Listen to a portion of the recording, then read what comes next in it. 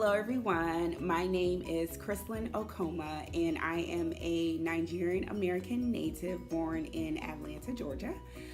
This is my second semester at Arizona State University as a master's student studying early child education with a teaching certification. Where do I begin? Education is a passion of mine and has been for quite some time. I began as a volunteer, then became a teacher, then assistant director, then a director, and now I'm currently working as a regional administrator. I love my role as a regional administrator. I get to work directly with directors and motivate them. And I also get to relate to teachers. I also get to consult with parents and families and just kind of empower other adult learners. I am also a state trainer. So I spend a lot of additional time providing on-site coaching to new teachers as well as conducting in-house training workshops for teachers who need more of that hands-on kind of exposure to learning, approach to learning. As a regional administrator, I also get to travel a lot and move around, whereas teachers are, more so stationary in some sense. Currently, right now, I'm in Lagos, Nigeria, which is in West Africa. And it's really exciting because I'm out here conducting independent research on the growing early childhood education system here. I am also blogging and journaling about my everyday experiences and the challenges that I am facing in a third world country as it pertains to my individual research topics. For this week's reading, I really enjoyed the NACCE Code of Ethical Conduct because technically this was initially the main reason why I chose to seek out my master's degree. I wanted to begin the NACCE accreditation program at the current schools that I manage. And when completing the application process, I learned that I needed to have a master's degree. So there you have it. That's how I began my journey. The principle in the reading for this week that resonated with me the most, of course, was the P1.1 on page 3 of the NACCE Code of Ethical Conduct.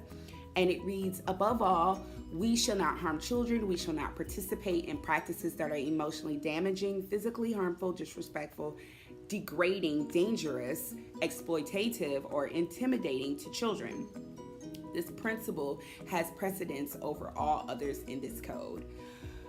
I really, really enjoyed this first principle because no matter what we do in life, our safety trumps everything. If we as adults are not safe, then we are set back initially, and the same tactics apply to our children. We are not only educators, but we are protectors, we are mandated reporters, we're comforters, we are a parent away from home, and we must ensure that when children are away from their parents, that we maintain professional standards under this NACCE Code of Ethics. One thing that I noticed during my trip here in Nigeria is that the ethical code of conduct does not exist much here.